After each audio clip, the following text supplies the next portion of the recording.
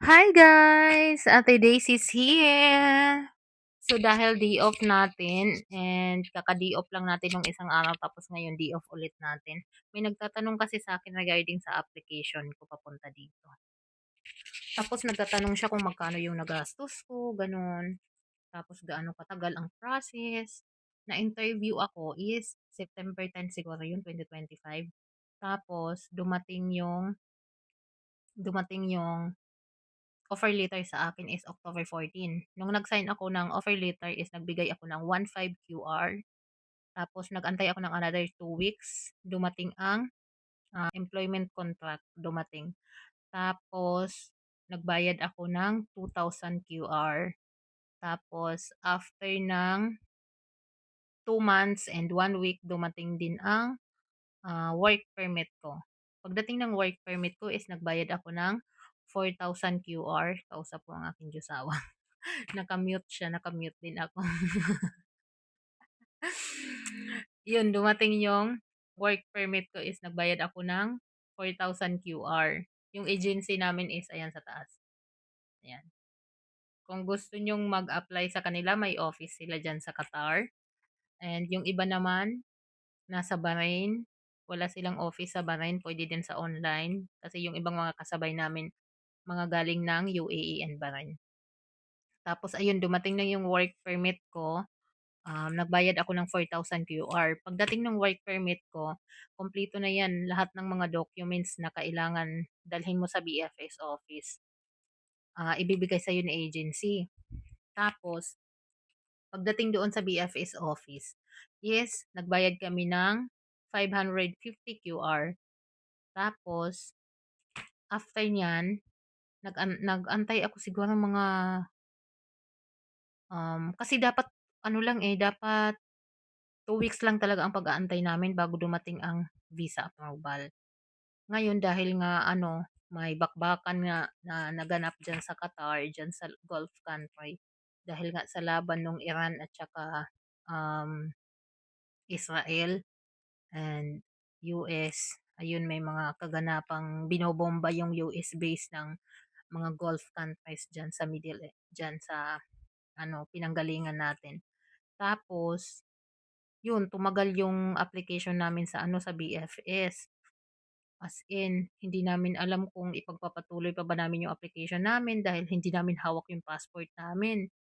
Tapos, yung ibang mga Pilipino nag-repatriate na. Tapos kami, yung passport namin nasa BFS, isarado yung office nila, my God.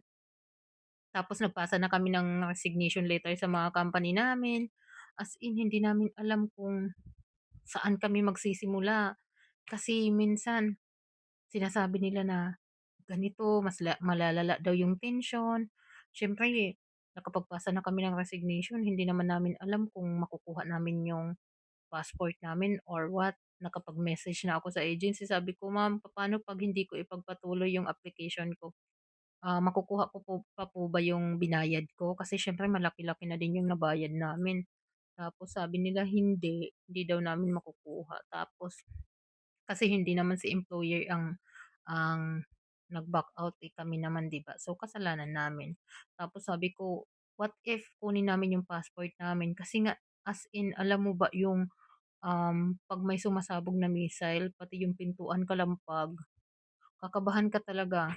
Tapos sobrang ano, palala ng palala yung ano, tension doon. Yung sa mga cellphone namin laging nag-a-alarm kapag may missile na papaano, papadating, gano'n. Napahaba na paiba na yung tsismis natin. Do'n lang tayo sa mga ano, magkano yung nagastos. Kasi may mga nagtatanong nga, may mga nagme-message sa akin kung magkano yung nagastos ko and gaano katagal yung application. Tapos ayun, nag-antay nga kami ng, umabot kami ng 1 month and basta 1 month and 1 week siguro yung pag-aantay namin sa visa namin. Sobra talaga yun. As in, sobrang kabang-kaba kami kasi hindi namin hawak yung passport namin. Tapos nung dumating na yung visa namin, Diyos ko, tuwang-tuwa kami as in, sobrang tuwang-tuwa kami kasi dumating na yung visa namin tapos approve ba siya. Tapos yun na nagbayad na kami ng 4,500 QR. Tapos yung pamasahe namin is papunta dito dahil, yung 12,000 na nagastos namin sa agency is hindi kasama ang ticket. Yung ibang agency kasama na ang ticket, package na siya, pero sa amin hindi kasama ang ticket. So, umabot siya ng ang ticket namin dahil nagmahal yung ticket nga dahil, ang may flight lang is Qatar Airways lang. Basta walang ibang flight kundi Qatar Airways lang ang nag-ooperate nung panahon na yun. Hindi ko alam ngayon kung bumalik na, pero sabi nila, wala pa din daw. Sabi nung kapatid ko, kasi yung kapatid ko andun pa din. Tapos, yun yung pamasahe namin is umabot ng 3,130 QR. Pero kung walang bakbakan yun, mapapababa yung gastos namin sa pamasahe kasi kung nag-Pegasus kami, magkano lang ang pamasahe ng Pegasus, 'di ba? Tapos kaso na kayong Qatar Airways and ganun nga. Tapos ayun, sobrang higpit nila pero awa ng Diyos is nakaabot naman kami dito ng safe. Ang stopover namin is Germany tapos papunta dito sa Croatia. Pero thank God safe naman and hindi ako nagsisisi na napunta kami dito, napunta ako dito. Kasi wala na talaga akong balak na pumunta dito. Yun nga lang yung asawa ko is nakaalis siya papunta dito sa Czech Republic. So ako nag-decide din na sige mag-apply na lang din ako. Ang plano talaga namin is umuwi ako ng Pilipinas. Doon kami magstay. Kaso ibinigay sa amin yung mas magandang opportunity unlike sa plano namin mag-asawa. So go, 'di ba? Hangga't kaya pa natin magtrabaho, why not? So yun, kaya andito kami. Andito ako naghahanap buhay, charot. Dito muna kami mamamalagi. Tapos dun sa mga nagtatanong, yun yung mga nagastos ko total is medyo malaki-laki din. Pero ngayon yung ibang mga aplikante, try nyo din sa ibang mga agencies kasi nakadepende naman yan sa agency. Ang sa'min without ticket yung bayad namin. Yung iba naman is with ticket. Ang total ng nagastos namin, umabot siya ng 12,100. Sa agency pa lang yun.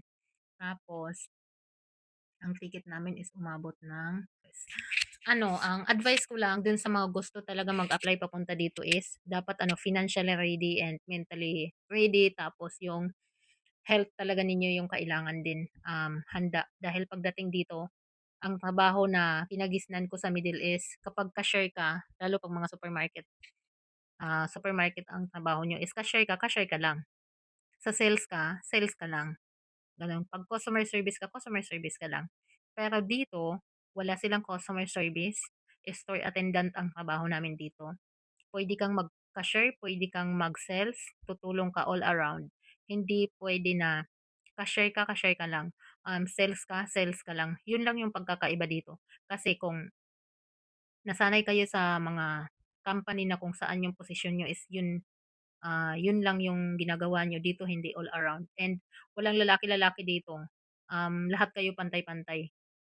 Yun nga yung parang na culture shock ako nung pagdating ko dito as in, sabi ko, oh my God. Tapos yung pasok namin is napakalayo pa nung nilalakad. Kasi sa pinanggalingan ko sa Qatar is and Dubai, hatid sundo kami nung service ng company.